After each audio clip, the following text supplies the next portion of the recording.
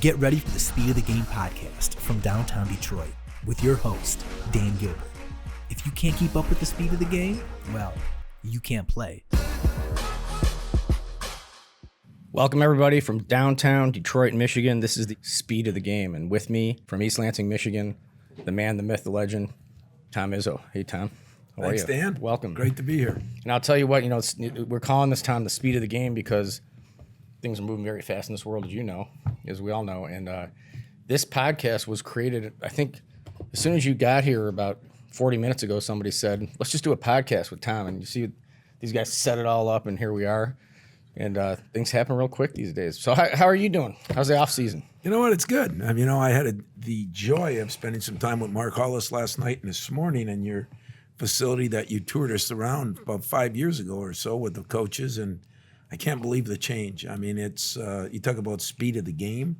The speed that you've done this with, to me, is remarkable. Well, thank you. First, I want to just clarify that the joy didn't necessarily come from Mark Hollis being with you, right? It was just No, that wasn't it. Okay, it wasn't that. No. It was how the buildings have changed, how the environment has changed. But took a couple-hour walk last night and one this morning, and I'm just amazed. I really am. I don't want to sound like a kid in a candy store, but compared to what I saw, what your vision was like more back then to now, seeing some of the fruits of your labor is incredible. Well, thanks, Tom, and thanks for being here. And I know that we had you here like 5 years ago. Wait, by the way, I wanted to say I was kidding Mark Hollis, who's back there over. We're kidding.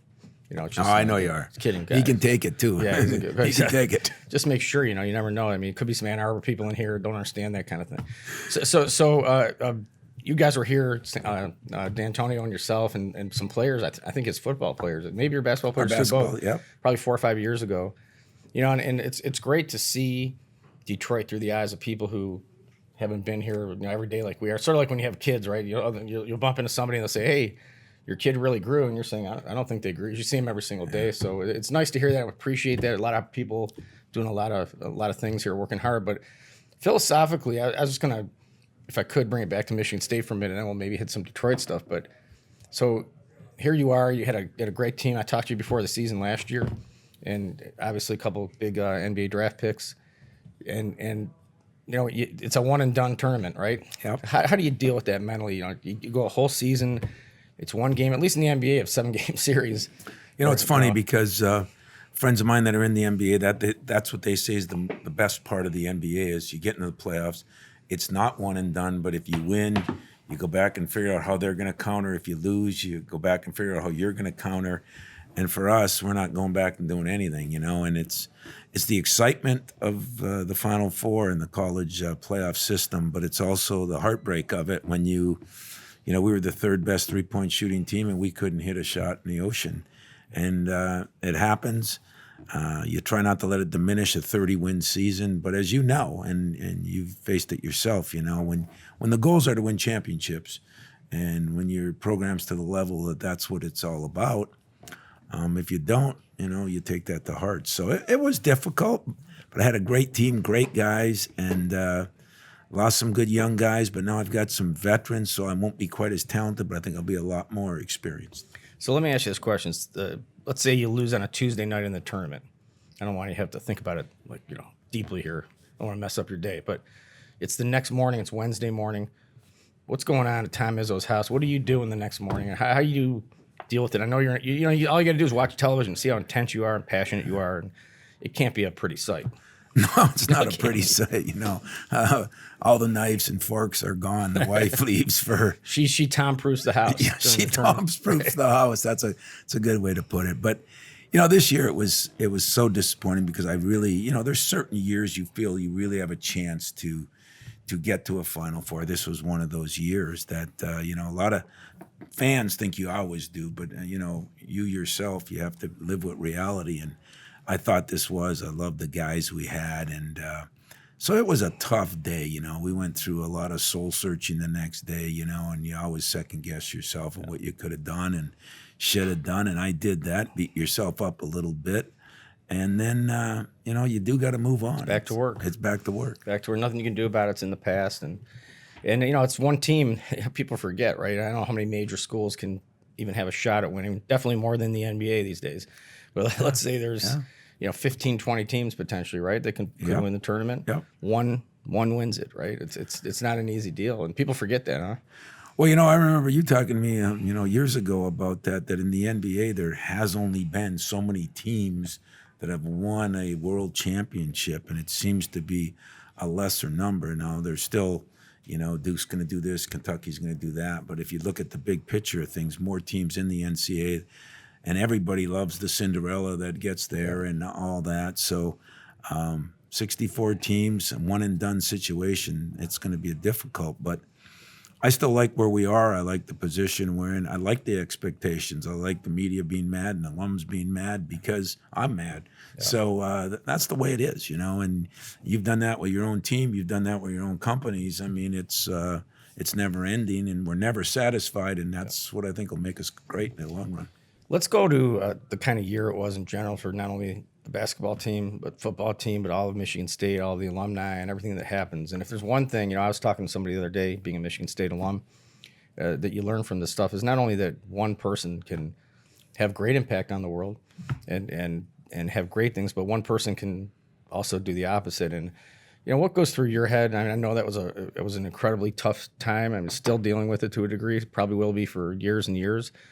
Unfortunately, the women who had to endure all that are probably the ones who'll carry it the rest of their lives, and they have to carry it more than anybody. But everybody is carrying a small piece of it here. And give us the view of first last year.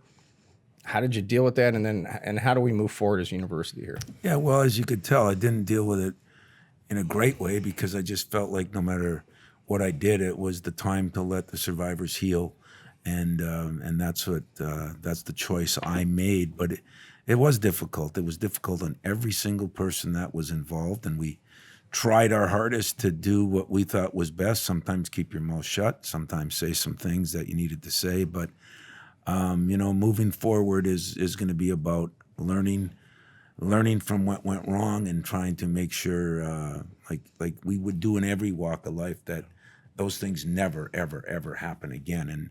And the one bad apple ruins the barrel is a great line my dad used to use. But you said it the other way too, and I want to be part of the Dan Gilbert way. In other words, I saw your vision here, and a lot of people were down on Detroit back in the day. And one guy started a campaign, so one good guy can make the barrel too. And I'm going to try to be that guy that hopefully moves us forward, makes us the safest, best university we can. And Tom, this probably better than anybody. If you're not pissing some people off, you're probably not doing anything worth doing, right? Yeah, there's no question about that. And I'm sure I've had my share of people, but I'm sure you did too. Oh, no, that's what I'm saying. That's what I'm saying. Yeah, I've gotten a chance to be around the building a lot of times. And I guess the part is it's not whether you're pissing them off, it's whether they respect what you're doing. And that's the bottom line that I think any of us that have had any success would probably reach. Yeah. How do you deal with that?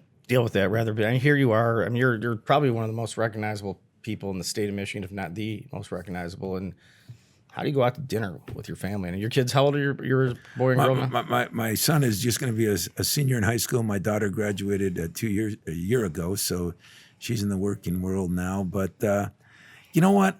The advantage for me is I've been at Michigan State so long. This will be my 35th year, believe it or not. And when you're at some place that long, you're just part of the community. I go to church to get, I go to pump gas in my car. Like I'll go pump gas, and people will come up to me and say, what are you doing? And I always look at them and say, well, what are you doing? I'm pumping gas, Well, when you're pumping the gas, first of all, you ever see those screens? Yeah. That's a company down the street. That's one of our companies. I do see it. GSTV. So next time you should really probably tell them that, look, I got to pay attention. So, I kind of like the fact, because pumping gas is boring, so I like the advertisements, the thing I see on there. And so thank you for that. Well, yeah, no problem. Let's go. Putting your name on the line which is dotted at the bottom of a mortgage document for your first mortgage, or even your second, third, fourth, or fifth, doesn't really matter. That's a big financial obligation, and that's a big commitment. Probably the biggest financial commitment in your life. In fact, the average person makes no larger commitment than paying back $100,000, $200,000, or $300,000 home loan, or even higher. So you want to make sure that you go to the best company you possibly can go to. Well, there's one company that has risen from nowhere, really, in downtown Detroit, Michigan, they're headquartered, to become the #1 home lender in America. More people trust Quicken Loans and Rocket Mortgage for their home loan than any of the other 30,000 or so companies that are out there. So why did that happen?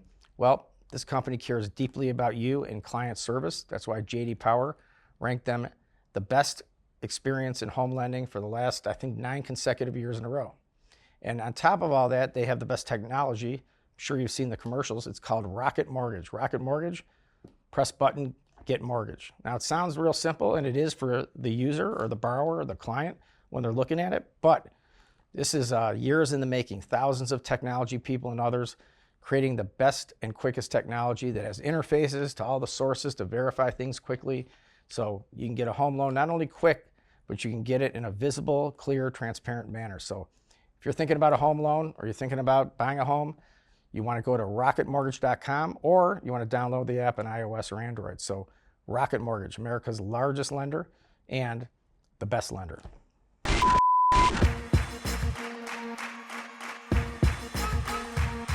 This year the upcoming season, Michigan State. I know you said you're feeling good about it. Just give us a quick 30 seconds on how you view it. You know, Dan, it's going to be a completely different team in some ways, meaning, the most talented 2 players are now in your league, But what we have is we won't have quite as much talent, although we're pretty talented.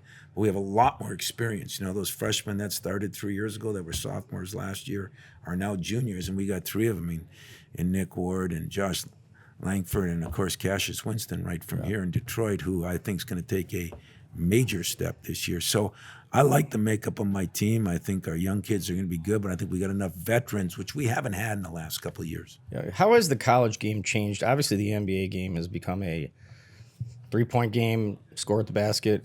Maybe you play defense in the playoffs. Maybe. So can you? How is it? And how have analytics also? Yeah. Come Well, you into play? influence. The NBA influences the colleges a lot. We're going to a little bit more small ball too. You guys have played a little more small ball in general with the NBA, and I think we've incorporated some of that. We're hoping that you still can play both ends of the court. It is getting more difficult because it's starting in the AU, the young kids, and then it's working up through the college, and then you get them in the NBA. So analytics is becoming more important. I mean, we look at it more, and I don't fight it, but I feel like you got to have both, The eye test is still pretty important to me. I got to touch and feel things, and yet the analytics is a great support staff for that. Yeah, we say that too, that you need to have both. In fact, if somebody puts a stake in the ground, whether it's basketball or sneaker trading online or whatever it might be, I only look at numbers and nothing else. Well, if that were the case, then we wouldn't have guys sniffing the shoes, making sure they're authentic, right? So, we have to have both here, and I think that's right in sports and in business, don't you? Maybe I do, life. and I got a chance to go buy StockX today, and I was just blown away by what they're doing. Sniffing shoes, looking at shoes, making sure they're authentic. I didn't know what the hell it was when I started, and I got a good little. A guy that kind of tutored me as we were riding there, but once I got there, it was amazing. And you're right, you can put them through a machine, but you still got to look, sniff, and feel. And I heard the next category. Now, there's some StockX guys in the room, but they said they're going to actually have a bid and offer, a legit bid and offer for college head coaches. So universities are going to come on, put their bid up. What do you think? Like it's anonymous, by the way. Yeah, and I heard my wife bid a penny, so that's not good. She didn't do anything for me, but that would be good. I don't know how I do though, going through all those boxes and letting people grab and feel and touch me, and then make sure see if I'm real. Authentic.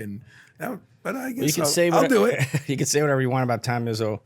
I would say I go on record and saying the one thing you won't question is the authenticity. That's for sure, right? You're going to tell it like there you you feel. go. I would say that you and I have something in common in that, and I think being real is kind of the way it's been. How about your future in general? And I don't want you to say anything, that's that you're uncomfortable with, but just you've been at Michigan State for 35 years, as you said. This is your what year as head coach? 24 it'll be. 24th year. You're getting close to probably. Is there a Big Ten record for the length? Yeah, but I think it's Bobby Knight. I think he's at like 30 some. So Okay, I'm not close to that. And Definitely not close to his win record, which I don't care about. All I care about is trying to put those banners in the ceiling, you know. And I will say this, you know, we've kind of done it quietly, but we've put more Final Fours up there than anybody in the last 20 years. So we're making some progress. But the future, I don't know. You know, I think after my tour today, I should be coming down here and being a StockX guy. My son would be happier if I did that. But I think that, you know, I still have some damage to do, and there's things I'd like to accomplish in college basketball. I'm going to keep fighting forward. Have you ever thought post-basketball? I know that's hard to maybe conceive. Yeah, you know, everybody tells me you should have an exit plan, you know, and at one time, you know, maybe I'd be a podcast guy. I mean, I thought about TV. I thought about open offer, by the way. There's an open offer. I can come here sure, with this view. Well, why not? I'm in. Time. You got to wear a shirt like that each time, too. Man. Isn't Tom not styling here? Look at that thing. Man. And I don't even know that much about style. So go down to StockX. They got a lot of style down there. But, you know, I haven't really given it a lot of thought. I think it's good advice to figure out what you're going to do later. But when you want to put all your time in what you're doing now, it's a little bit hard, right?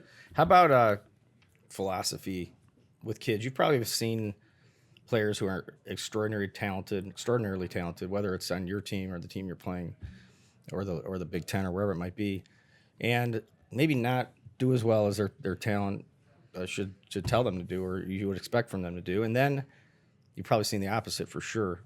I mean, is there any characteristic you could just maybe tell young guys or young players who are in high school, middle school, AU, whatever, hey, if you just do these couple things or look at it this way, you got a better shot? Well, I think you would agree, because you have to draft them. You know, if you get people with high basketball IQs, that's important. What does that actually mean? Let's define that for everyone, because people use that word a lot. What does that actually mean? Yeah, they do. Understand the game, you know, understand your business. You know, it's having a real feel for it and being able to see things before they happen.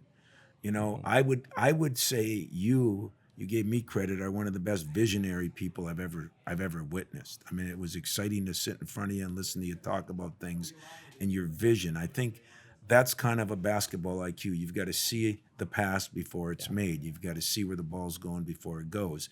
And I think basketball IQ-wise, you know, you don't get a ton of the great ones, but if you get one and he has some talent, you got a special player. Draymond Green?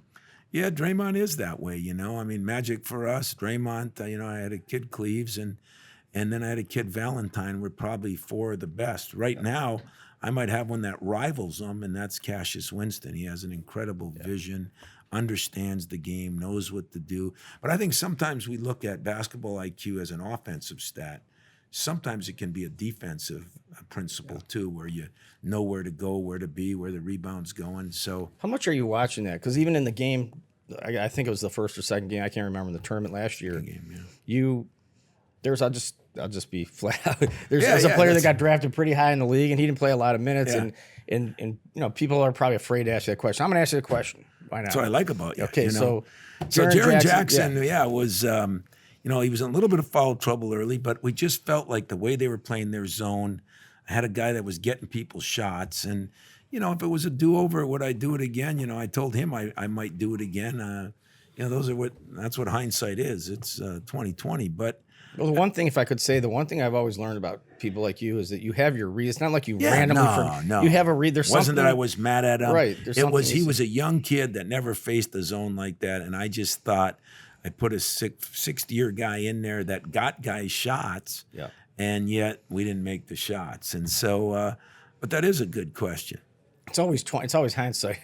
It's 2020. They're making the decision after the decisions. I always tell people, hey, easy to make the decision after the decision, right? After you get to see the thing play. You know, like you said, you've done it in your sport. I mean, there's just if you had that visionary part that could see within a guy, you know, you can see within how you want to build a company or how I want to build a team, and you got your vision. But to get inside an 18, 19, 20-year-old's head is sometimes harder, you know, because that's not about your vision, it's about their vision.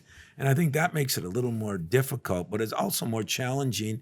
And when you succeed in that, it's more exciting. Yeah, for sure. And are you seeing kids, because I watch a lot of high school basketball because my kids play high school basketball and have played, and it seems like there's there's sort of a battle between some of these guys that come up from the AU circuit or elsewhere, and then they're playing track, not basketball. So there's a track meet going on in the middle of a basketball game, and it's one guy basically running track from one basket to the other without passing. I mean, but some of them may be extraordinarily talented and quick. Do you deal with that at your level, or you're not drafting that kind of, or not drafting or signing recruiting? Yeah, we recruit some of those kind of players, and you hope to adjust. Can they adjust? Can they be? Yeah, I think they can. I really do. A lot of it depends on how you coach them, but a lot of it depends on how the other players handle it. You know, if other players say, hey, we don't do that this way here, we don't do that, or, you know, most kids see us on TV enough, they know what to expect. And I just think there's getting to be less dealing with the fundamentals of the game. Yeah. And the great athlete is the great athlete. The tall guy is the tall guy. But sooner or later, you got to be able to dribble, pass, make shots, and understand the game if you're going to win championships. I mean, I always say I can win a lot of games with some players, but championships are won with few players. Has the screen and roll or the pick and roll gone the way of the, you know? I think it's going a little bit, but it's like every other trend. You know, it went to the NBA, then it filtered down into college, and then as the NBA loses a little more, the college will lose it a little more. And same the way you play defense. I mean, I send my assistants out to different NBA teams every fall just to go to a couple here, a couple there, a couple, and get some ideas on, you know, you guys play 100 games a year, 120 sometimes with exhibition and playoffs. You know, we might play 35. And so, you know, the people that say, I don't want to be like the NBA, I do, because number one, I think that's where our players want to end up. But number two, and more importantly, you get a better sample size on how certain things work, certain pick and rolls, guarding defense is the same way. You know, what works and what doesn't work, and you're doing it against the best players in the world. So I put a lot of stock in that. So one last question, since you mentioned it in the NBA and in college, and because this is a big controversial subject, has been for probably decades now, or a couple decades. The one and done, and I know I sit in on these meetings at the NBA and what our position is going to be, and just curious. Do you like the one and done, or just get rid of it and let NBA? I think one and done is bad, so I'd get rid of it. I still thought the baseball rule was the best for us. Can you define the baseball rule? Yeah, the baseball rule is, you know, or baseball rule like, meaning if you go to college, if you decide to come out, you come out. If you go to college, baseball, you stay 3 years. I thought basketball might go to 2 years. Yep. And the only reason I say that is I think it would benefit us, but I think it would benefit you. But I don't care about me and you, to be honest with you, because we're going to survive either way. I think it benefits 98% of the kids. I mean, there's a Magic Johnson, there's a LeBron James, there's a Kobe Bryant.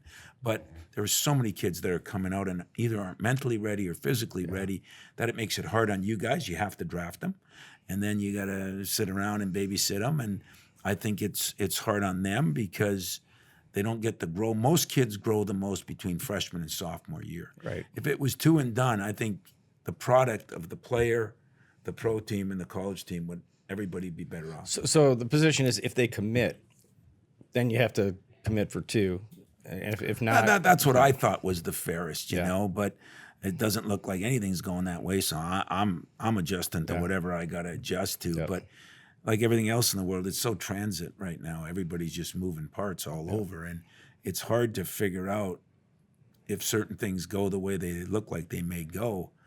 It's going to be hard to field a team. My NBA buddies say, hey, at least we have contracts now because we have transfers, we have this, we have people moving whenever they want to move. It makes it hard to manage your roster, to be honest with you. No, that's right. Wait, you have other NBA buddies? Who I do, man. I love your league. So the name of the podcast, Tom, is The Speed of the Game. We always ask every guest. So far, after you, we'll have asked every guest that ever comes on this show, what does the speed of the game mean to you? Well, the speed of the game means to me is how fast our society is changing. You know, it's constantly moving, constantly changing. And if you want to sit back, you're going to get passed by. And the information is moving faster because of technology, right? Incredibly. I mean, I can't even keep up with it. Thank God I got a 17-year-old. Yeah, that's for sure. They'll keep you updated for sure. So, Tom, I can't thank you enough. You're going to be in the record books here no matter what, as you always have been your whole career. You're an inspiration to everybody. I can't tell you how inspired you are. The name Tom Izzo probably comes up here at least 3 or 4 times a week in some setting, some way, some meeting. and keep doing what you're doing, Well, man. I'll tell you, Make us proud. If I could say this, the reverse is I thought enough of this place. I took my team down here. You did a team building thing. We've had our coaches down here. I want to thank all your people, and I got a chance to thank a lot of them today for what you're doing. You know, if the major city in your state is healthy, you got a better state. Thank you again. Can't thank you enough. Keep doing what you're doing. You are the man. We're all proud of you. And everybody else, thank you for watching or listening to The Speed of the Game. And remember, the information's coming fast, and you got to decide what to do a lot quicker than you used to. So I'm Dan Gilbert. For Tom Izzo, myself, and the crew here, thank you for watching The Speed of the Game.